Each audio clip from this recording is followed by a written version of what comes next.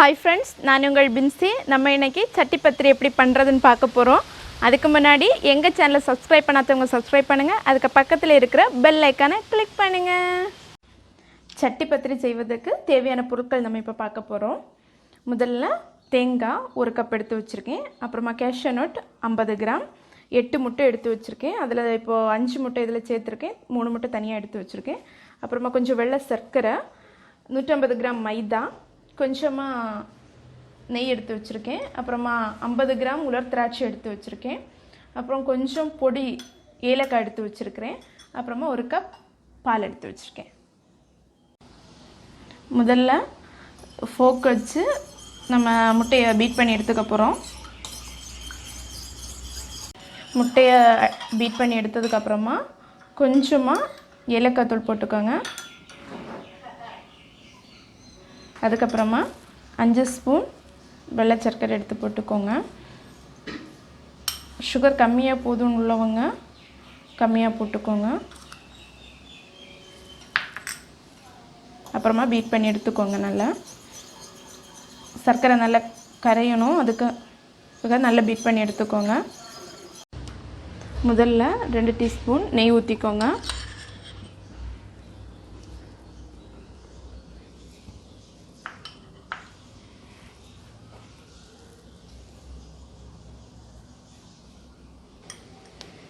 இப்போ நெய் உருகிடுச்சு. அப்புறமா நம்ம இங்கே எடுத்து வச்சிருக்க கேஷ்யூ நட் இதில் போட்டு நம்ம ப்ரௌன் கலர் கொஞ்சம் லைட் ப்ரௌன் வந்து அப்புறமா நம்ம உலர் திராட்சை போட்டுக்கலாம்.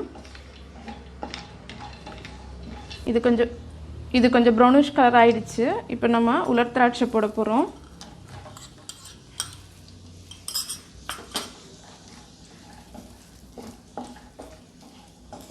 உலர் திராட்சையும் கொஞ்சம் ரெடி ஆயிடுச்சு. இனி அதில் நம்ம துருவி வச்சிருக்கிற தேங்காயை போட போகிறோம்.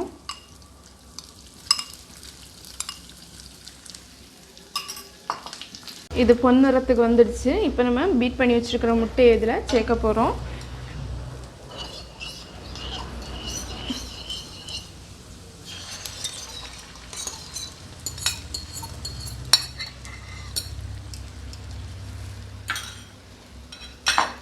நல்ல கிளறி விட்டுக்கோங்க.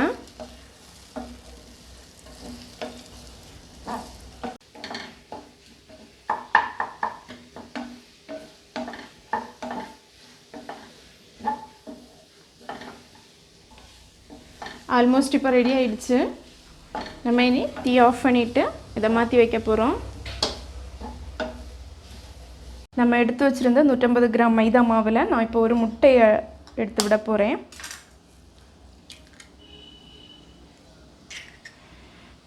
அப்புறமா கொஞ்சம் உப்பு போட்டுக்கோங்க. கொஞ்சம் ஏலக்காய் தூள், கொஞ்சம் போதும் ஏலக்காய் தூள், உப்பு எல்லாம்.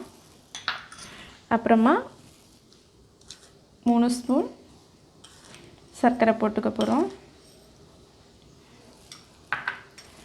அதுக்கப்புறம் 1/2 கப் பால் ஊற்றிக்கோங்க. உங்களுக்கு பசும்பால் கிடைக்கலைன்னா தேங்காய் பால் எடுத்துக்கோங்க. அதுக்கப்புறமா இதை நல்ல தோசை பருவத்துக்கு நல்லா மிக்ஸ் பண்ணி எடுத்துக்கோங்க. நம்ம தோசை தான் சுட்டு எடுக்க போகிறோம். தோசை மாவு பருவத்துக்கு இதை நம்ம ரெடி பண்ணி எடுக்கணும். அதனால் இதில் நம்ம கொஞ்சம் தண்ணி ஆட் பண்ண போகிறோம்.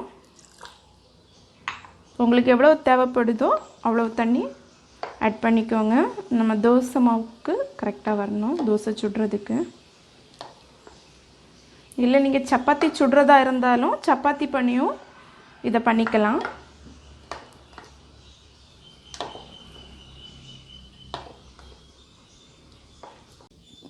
பேன் இப்போ சூடாயிடுச்சு. நம்ம இப்போ தோசை சுட போகிறோம்.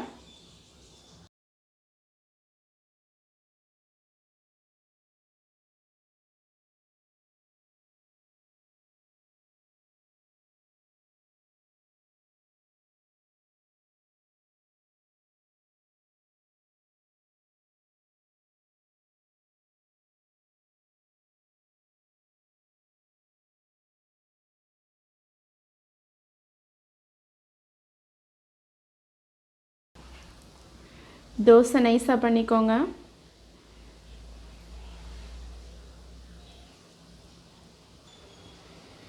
தோசை இப்போ ரெடி ஆகிடுச்சு. நம்ம இப்போ இதை மாற்றி வைக்க போகிறோம். மிச்சம் இருக்க மாவுலேயும் நீங்கள் தோசையை விட்டு இப்போ தோசை ரெடி ஆகிடுச்சு. இதே மாதிரி நைஸாக சுட்டு எடுத்துக்கோங்க. பார்த்தாலே தெரியும், என்னோடய கை அடியில் தெரியுது. இதே மாதிரி நைஸாக சுட்டு எடுத்துக்கோங்க. நம்ம இப்போ மீதி இருக்கிற 2 முட்டையும் ஒரு பவுலில் எடுத்து விட்டு வச்சுருக்குறோம். அப்புறமா அதில் 3 டீஸ்பூன் வெள்ளை சர்க்கரை போட போகிறோம். அப்புறமா மீதி வச்சுருந்த பாலை நம்ம இதில் ஊற்றிக்க போகிறோம்.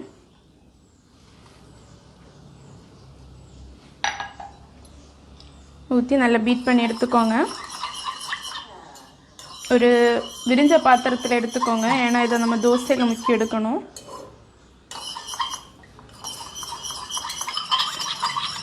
நம்ம இப்போ நல்லா பீட் பண்ணி முடிச்சாச்சு.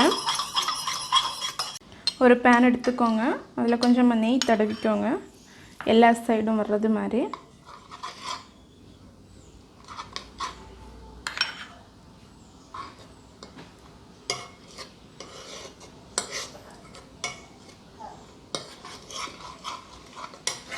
நம்ம இப்போ எல்லா பக்கத்துலேயும் நெய் தடவிட்டோம். இப்போ பேன் எடுக்கலைனாலும் பரவாயில்ல, குக்கரில் கூட நம்ம பண்ணிக்கலாம். குக்கரில் இதே மாதிரி நெய் தடவிட்டு அப்புறமா நம்ம தோசையெல்லாம் அடிக்க அப்படி பண்ணிக்கலாம்.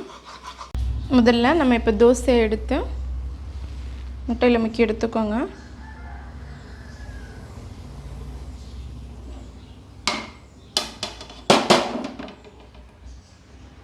கொஞ்சம் கூட விரிஞ்ச பாத்திரமாக இருந்தால் ஈஸியாக உங்களுக்கு இருக்கும். அப்புறமா அதை இந்த பேனில் வச்சுக்கோங்க. அப்புறமா அதுக்கு மேலே நம்ம இங்கே ரெடி பண்ணி வச்சுருக்கிற முட்டை மிக்சரை போட போகிறோம்.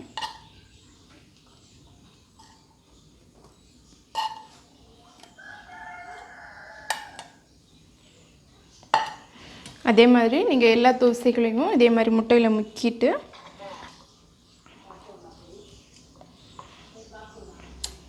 இங்கே வச்சுருங்க. நம்ம எல்லா தோசைகளையும் இதே மாதிரி ஒன்றுக்கு மேலே ஒன்றா எடுத்து ரெடி பண்ணிக்கோங்க.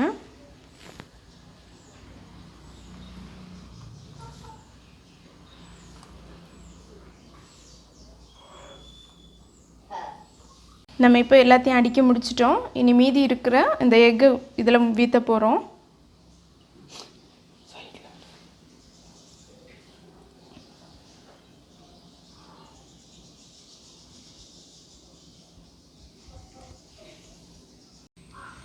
நான் அடியில் ஒரு தோசைக்கல் வச்சுருக்கேன்.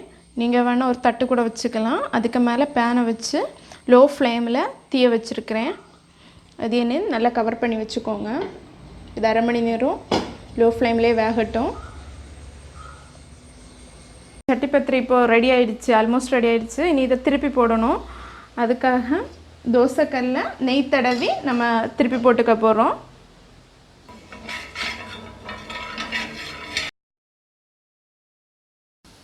இதை நம்ம தோசைக்கல்லில் கமத்தி போட்டுட்டோம். ஒரு 2 நிமிஷம் போல் வேக வச்சுருங்க. இப்போ நம்ம சட்டி பத்திரியை பவுலில் மாற்றிக்க போகிறோம். கொஞ்சம் ரிஸ்க்கான வேலை மாதிரி தான் இருக்குது. வாவ், ஒரு சைடு மட்டும் நமக்கு டேமேஜ் ஆகிடுச்சு. அது வேறு ஒன்றும் இல்லை, அது கமத்தி போட்டப்போ அது சின்னதாக சிங்கிச்சு. மற்ற மாதிரி பெட்டராக வந்திருக்கு. Wow, super. கொஞ்சம் சூடாக இருக்குது, நல்லா இருக்குது. நீங்களும் வீட்டில் ட்ரை பண்ணி பாருங்கள். பிடிச்சிருந்தா லைக் பண்ணுங்கள், ஷேர் பண்ணுங்கள், கமெண்ட் பண்ணுங்கள். தேங்க்யூ ஃபார் வாட்சிங் அவர் சேனல்.